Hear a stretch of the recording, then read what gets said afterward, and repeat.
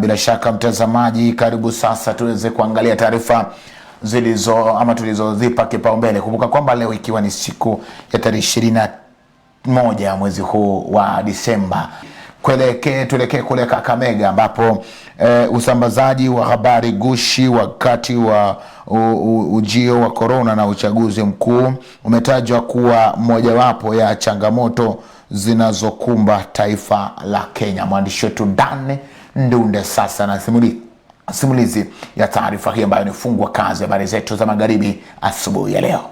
Shirika la wanahabari nchini KCA linasema kuwa Wakenya wengi waliweza kupotoshwa na habari gushi zilizoenea mitandaoni zikiwa na nia potovu. Disinformation is injuring communities. From the COVID period up to now, you find that many community members have been misled. Some cannot go for vaccination because of the kind of disinformation that has happened.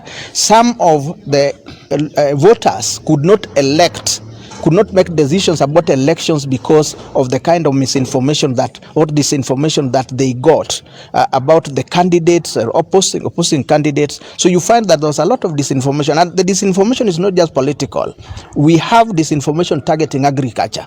We have disinformation targeting fishing industry. We have disinformation creating conflicts within community members. Mwenyekiti wa KCA William Olojanak amesema kuwa ni swala ambalo linahitaji jamii nzima kuungana na kumaliza, huku wakiwataka wanahabari ambao wako kwenye hatari ya kutumia ama kutumika kuzambaza habari potovu kuwa makini wanapopeperusha habari hizo.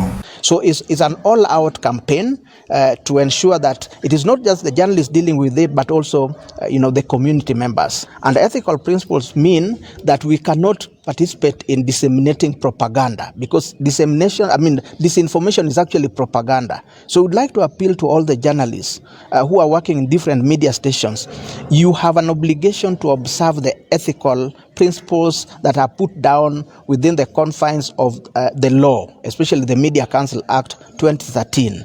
Akizungumza baada ya kufunga kongamano la wanahabari mjini Kakamega juu ya kampeni dhidi ya habari gushi katika sehemu za mashinani nchini Kenya, Janaka ameelezea kusikitishwa kwake na hali inayoendelea ya baadhi ya kampuni ama makampuni ya wanahabari kusimamisha wafanyakazi wake bila mipangilio, akiwataka kuzingatia kanuni za wafanyakazi jinsi ilivyo katika shirika la leba ulimwenguni. But even as the downsizing takes place, we would like a long-term arrangement where people are prepared for the downsizing, so that the sacking is not brutal. The sacking does not cause harm, because the sacking is creating a lot of psychological torture to journalists who have families.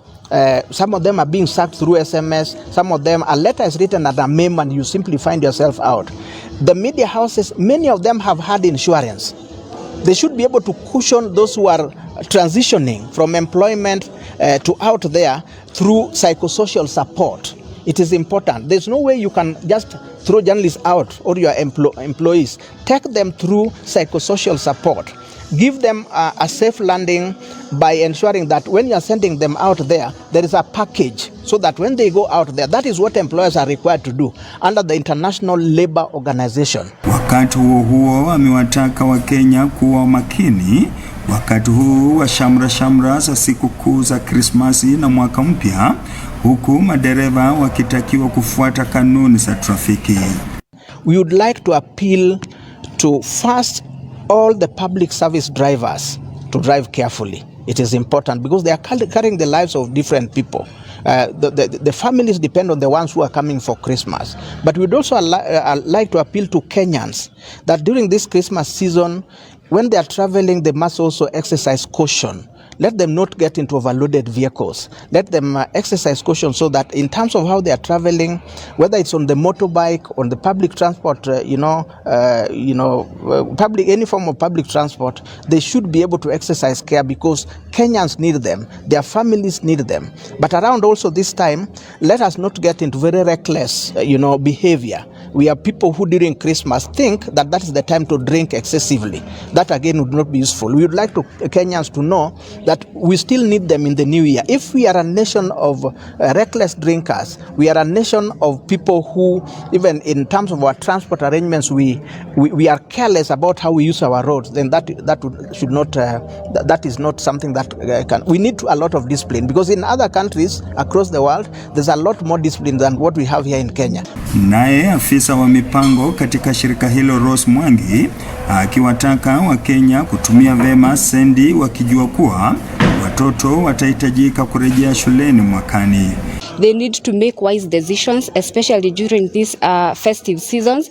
They need to remember that there is much more that needs to be done in January. So even as they spend, they need to spend wisely. We see that many families are breaking down because of bad financial decisions. I encourage women to be conscious of their decisions in as much as matters of finance are concerned.